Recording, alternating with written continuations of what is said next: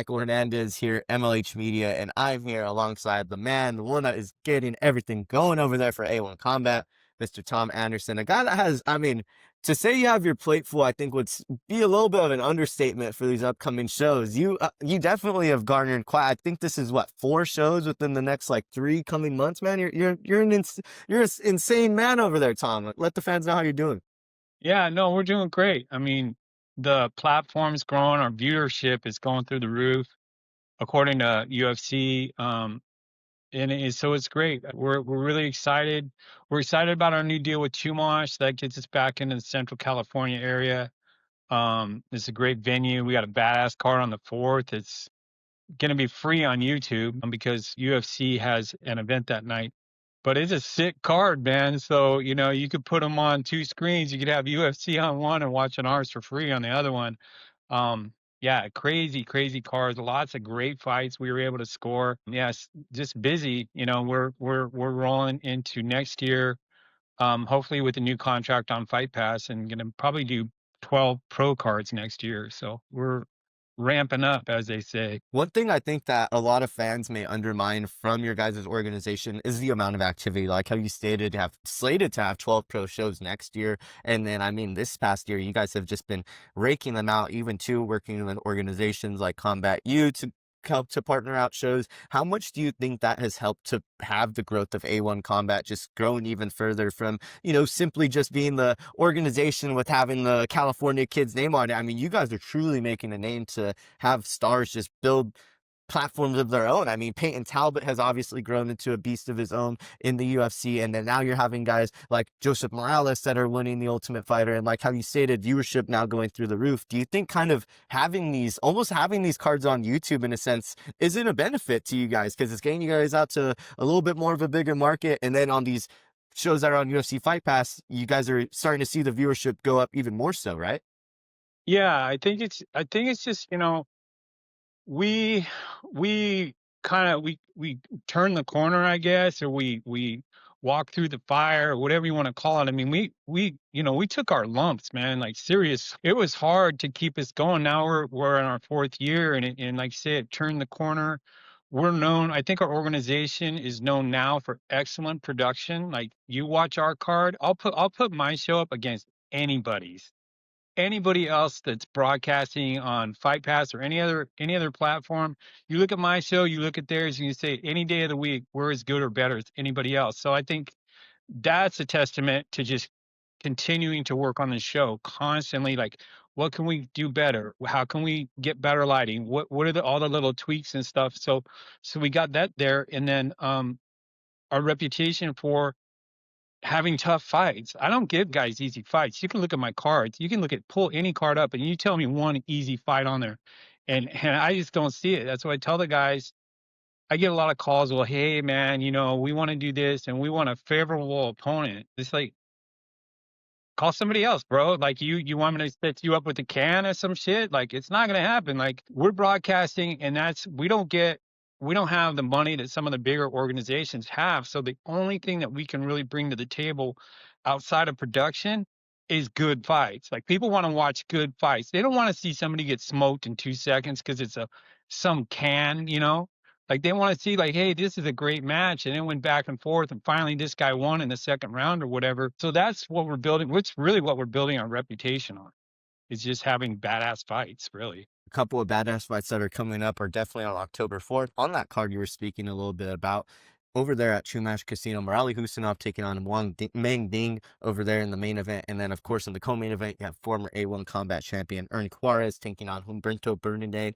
Would I be wrong in saying that's kind of the preview in terms of who is probably next up for that 145 strap? I know Shane Collins is going to be looking to possibly defend his title over there on A1 Combat 31, but is Juarez and Bundernay, I know Juarez obviously left the title and wants to go fight on Daniel White Contender Series. Is this kind of the fight to see who is next for that 145 strap? And then, obviously, Husseinayov and Ding, that's possibly next up to who's in the UFC, right? Absolutely, man. Like you guys can prosecute what I just said, what just came out of my mouth 2 seconds ago, that we have badass fights. Go ahead. Let's look at this card. Okay, Mirali Husseinayov, 9-3, 80% wins by knockout. He's taken on Meng Dings, 34-9, 80% of his wins by knockout. So I don't know, do the quick math. That's like 19 or 20 wins by knockout. So what do you think is going to happen when these two characters get in the cage and square up with each other? It's going to be rock'em sock'em robots. And as I said before, someone is going to go down, just like when he fought Mirali fought that one kid up at the Hard Rock, our last show. Yeah, they're going to stand and bang, and somebody's going down. It's going to be a sick ass fight. The next fight, Ernie War is 8-2, right? So he went to contenders. He didn't do well. His whole attitude. I mean, I don't know if you watched the last fight when he fought up at the Hard Rock, but that kid looks so good. I think he could beat pretty much anybody that night. And to talk to Ernie and see now where his head is, what space it's in, and now he's got Marcus coaching him for his striking, and just to talk to him, he's like, man, I got my head on straight. I got a great team behind me, and I'm focused, like 100% focused. And he's very humble. He's like, I just want to fight. And I said, Ernie, dude, for you get another shot so you got a shot at UFC. The only way that you're gonna get a second shot is to take down big game. You gotta take hard fights all year. You gotta take these guys out. You gotta be finishing guys. He took out Green Light. Roberto Hernandez. That dude that guy's a killer, man. So he beat him, and now he's going to take on Humberto Bandone, who's 25-9. Like, this guy's got a shitload of fights, and he's a killer. And I said, hey, man, the bottom line is if you want to be in the UFC, Ernie, you have to fight UFC level guys. You have to fight the other guys who are like, they want to be in the UFC, and they're working their ass off to get there. And that's it, man. Like, cream rises to the top, as they say. So if you deserve to be in the UFC, you got to win this fight, bro. And that's it. And same thing with Humberto. You want to be in the UFC, you got to beat this kid freaking Juarez because he's hungry. He's a hungry wolf, man. So yeah, it's for us, the promotion's like, it's a win-win, man. I've got nothing but great fights. I got Dion Young, who's 5-0, and he's gonna fight Joseph Thoreau, right? So I watched him a couple fights over there at the Tech. He's a killer. So I'm just like, man, I cannot wait to see this card. I mean, really. And like I said, you prosecute what I say, man, all you want, but we have sick ass fights. There's no cans on my fights. There's nowhere on my card is there some guys like, oh yeah, well this guy's 11-4 and he's taking on a guy who's 4-11. Like I've seen that. I've seen that on other cards. I'm like, are you kidding me, Crazy. dude? Like who's approving this shit? Who's saying, yeah, let's spend our limited resources. Let's spend our money on some shit fight for no good reason. Like, what is the point of that? Oh, hey, good job, 11-4 guy. You just beat this guy who can barely fucking fight. I mean, what are we doing? Like, what's the point? Whose coach is going, yeah, let's do it? I mean, I don't get it. Like, I see this stuff. I mean, I'm buried in matchmaking right now, so I'm in the mood to talk some shit. Seriously, man. We love to hear it, man. We love to I mean, coming off of that card over there at Combat U too, there was so many amazing cards so many amazing fights on that card as well. I know that you definitely are, a little bit more hands off in terms of the matchmaking on that one, but that just goes to show in terms of what you guys are able to attach yourselves to and the talent coming up in your guys' organization as well in terms of amateur scene is because I mean, we've seen the amateur cards over there at A1 as well, and they're just as fun and just as entertaining. I mean, and I'm really, really excited to see the undercards on these cards as well coming up because I already know just as exciting as these pro cards are, the amateurs are just as much more to follow up, right? Yeah, Aaron Rand does a great job, and my hat's off to him. I mean, Amazing. as the One of the boss, top matchmakers. I got to keep an eye on him, of course, like, cause I'm responsible for him. But yeah, I mean, he did that. He did a Combat U show, which is not easy to match. And he did a absolutely kick ass job. And he took care of the issues, right? He, like, if there was a weight issue, if there was a medical issue, if there was some issue with the show, I stood back. I said, Aaron, because I want him to take my job. I want him to be the pro matchmaker. The only way you can give somebody that kind of experience is to take a step back and see what they do. Let them handle it. Let them handle all the problems of that amateur show, and then he's gonna get what they call seasoned. He's gonna be like a frying pan that A gets little bit of seasoned, you seasoning know? never hurt no one, you know what I'm saying? Yeah, and it's like learning how to deal with the different situations and the different coaches and the different whatever, because, every single show, it's like, wow, didn't see that shit coming, and you have to deal with it. So hats off to him. He's doing a great job, and he's going to start helping me with some of the prelim pro fights here very soon to start getting his feet wet with that. But yeah, he puts together some sick cards, man. And speaking about some more sick cards that are on the horizon over there for A1 Combat, you guys are making your return over there to the Thunder Studios where we once kind of seen the illustrious Noche. I say you guys always did it first, man, in terms of the background over there at Thunder Studios. You guys kind of had the first quote unquote screen behind an MMA cage.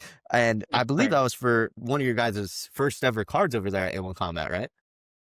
Yeah, yeah. So I mean, like the first three shows we did in Southern California, I mean, we got schooled, man. Like we really got beat up pretty bad. Like I don't mind telling people, like that was maybe premature for us to go down there before we had a fan base. And now we have a huge fan base in Southern California. We have a lot of our champions that live down there that want to defend their titles in front of their hometown, in front of their fans, right? So the timing was right. We haven't been back in 2 years, but we're going back there with a sick card, man. I mean, Shane Collins taking on Iliab Evangelista. They're both 4-0, undefeated. Total prospect. Sick card, sick fight. Butler taking on Mason Hartshorn. Come on, man. Like, it doesn't get better than that. Like, that's a great co-main event. I would just go ahead. Tell me any other card that has fights like this on it in LA. Doesn't happen. Doesn't happen. And I'll argue with them. You call up anybody. I'll say, no. You want to compare cards now? We're coming back with a sick card. Ilias Garcias fighting Namiki Kawahara. That's a badass fight. So, Excited for it too as yeah, well, because those are both guys that are very experienced in terms of the lower weight classes, had a lot of trouble finding fights, and then now both of them getting the platform over here at A1 Combat to perform. Always exciting to get to see that. And I mean, both these guys are, I mean, fireworks when they're in the cage together. yeah, Figueroa 7-1, and you're like, hey man, who's Figueroa been tested against? Really? Oh, I don't know. Let's try Anthony De Silva. Anthony De Silva is a beast. Anthony Figueroa is going to have his hands completely full, and this is the middle of the main card, dude. The sickest fight. That could be a co-main right there. And then David Rivera and Trevor Devison, another great fight. So that whole main card, you get Chase Whitmer and Brandon Carrillo. That whole main card is badass. Like I like I said, let's compare cards, man. Let's go. Like, hey, you guys want to talk shit about me? You want to talk shit about A1 Combat? Let's see what you got. Let me pull up your card against my card, and you tell me who's what and who's doing what and who's bringing up prospects and who's actually developing talent, and not just saying, oh, well, this ticket seller, I need to get him a can because I need to sell tickets more than I give a shit enough about the sport to actually put a decent fight together. I mean, yeah, yeah. So we're doing our thing and we're building a solid fan base and we're developing some solid talent because that's what our job is with the UFC. When I get that UFC check for a show, I can say, yes, I deserve this because I'm developing real talent. Speaking So about getting talent possibly to that next level, I've seen a little bit of a matchup change over there in the foreseeable future on that A1 Combat 32 card. We've seen the Bantamweight Championship kind of be alleviated out of the hands of Bruno Souza. Now it is on the line, Billy Brand versus Ethan Ewing. I would say argue that's almost, I would say, like a Dana White Contender Series-esque level kind of fight. We've been talking about either Evangelista versus Shane Collins, Royce Butler versus Mason Carzino Hartshorn. Those are obviously on that same caliber. I would argue Billy Brand, Ethan Ewing on that same level. Can you kind of talk about how that matchup came into place? Bruno Souza, if he's possibly waiting in the rafters on this matchup, what exactly is happening with that? so so Bruno, it was supposed to be Bruno versus Ethan in Long Beach defending. Bruno decided, hey, I'm gonna take a break. I'm gonna vacate the belt for his own personal reasons. I love that. I love Team Cobra. I mean, obviously, they're a bunch of killers. Jean Paul just got signed.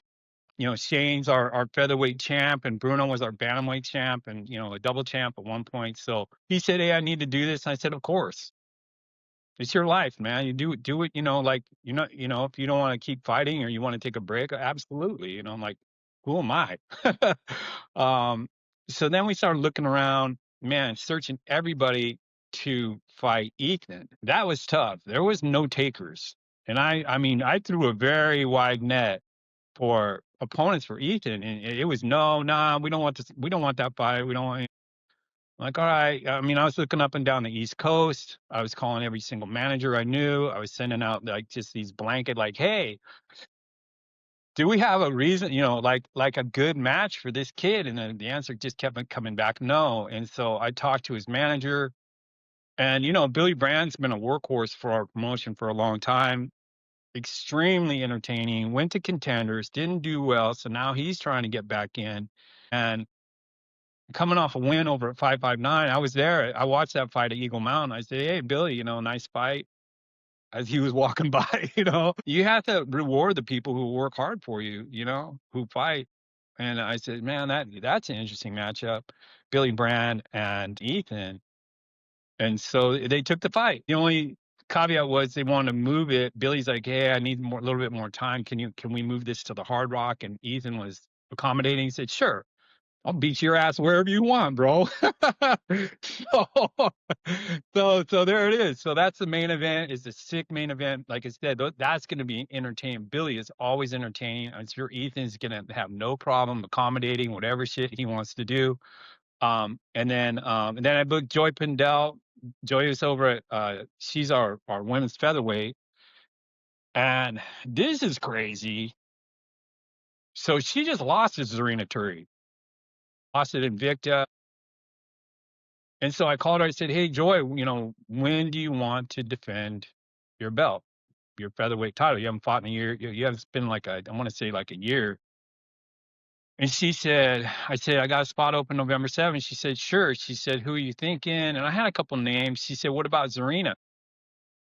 And I said, "So you want to put your belt up in your hometown in front of all your fans, all your friends, and your mom and whoever, your uncles and shit? You're going to put your belt up against a girl that you just lost to?" She's like, "Yeah, I do." And I said, "Hey, game on, man. You want to do that? I'm down."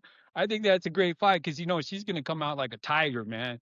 She is not going to want to lose that belt in front of her hometown. There's no way. And Zarina is like, "Hey, I'm game, man. Like, I'll beat her once. I'll beat her again right in front of her mom and dad or whatever, So that's going to be a good one. So yeah, we're piecing that.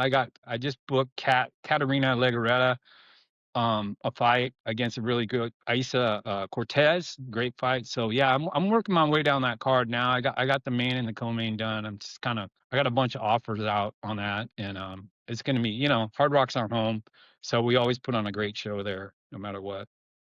One fight I'm really, really excited for in terms of just the overall outlook in terms of A1 combat, and a really, really exciting prospect that we've seen. Trejon Banda is going to be looking to take on the man over there named Hurmandoyev. And a lot of people may not know Hurmandoyev as of now, but he has been a huge, huge training partner over there at Daniel Cormier's Wrestling Academy. And obviously, Trejon Banda has been a huge, essential part of the Resistance FC team over there. So I believe this is a kind of watch of two gentlemen that are possibly going to be really big names in the bantamweight division in these years to come. And then on top of that, got the David Mistilov versus Derek Cook fight, part of the amateur kind of 170 series over there. Like how we were saying earlier, man, Aaron Rand really, really doing a good job of matching these amateurs and creating starlets to come in the pro scene.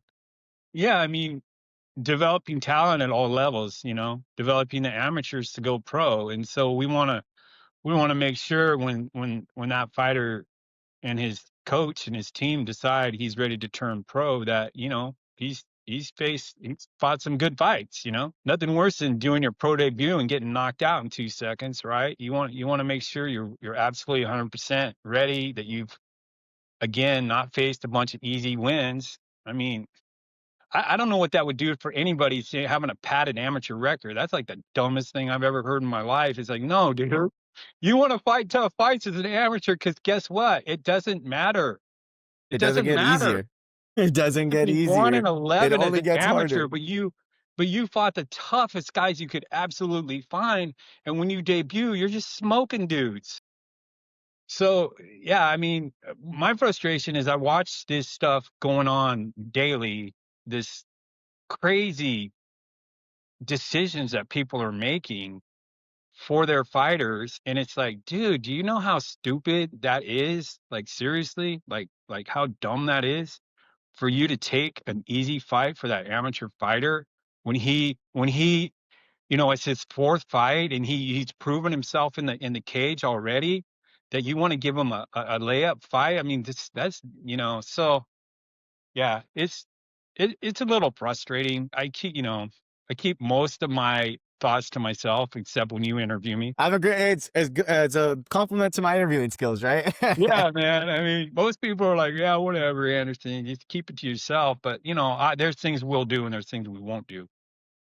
It's like, no, go fight someplace else, dude. There's a million other. There's California's full of promotions that'll accommodate your stupid request. Go ahead. I don't care because the way that you're guiding your fighter, he's never gonna amount to shit. He's never gonna go anywhere ever because of you, you stupid ass. You don't know what you're doing. Get somebody who knows. That's the thing. If the guy that's giving you advice is not a successful guy, well, guess what? Do you really think that you're going to be successful? Because this jackass over here, who doesn't have any money, who's never done anything, he's guiding your career. That's not a good plan, bro. You know, I mean, really. And I say that as a neutral party. Some wise words of advice there from Mr. Tom Anderson. Of Yeah. course, always love having you on the platform. Always love hearing what you got to say because you definitely have always some great words of advice. Always some big, big things going on in terms of the A1 Combat office over there in the big 916, Mr. Tom Anderson. Anything else you'd like to end off the call with today? I know you always have lots of gems of Yeah. wisdom for any of the crowd watching. Anything you want to end off with? We're working on our December 20th card up in Reno, which I have some huge fights for that one. Huge fights, which I can't say anything yet because the commission's approving the card next week. So I got to keep my mouth shut. But once they approve the card and everything's cool, then I could start telling you it's a sick card. It's December 20th.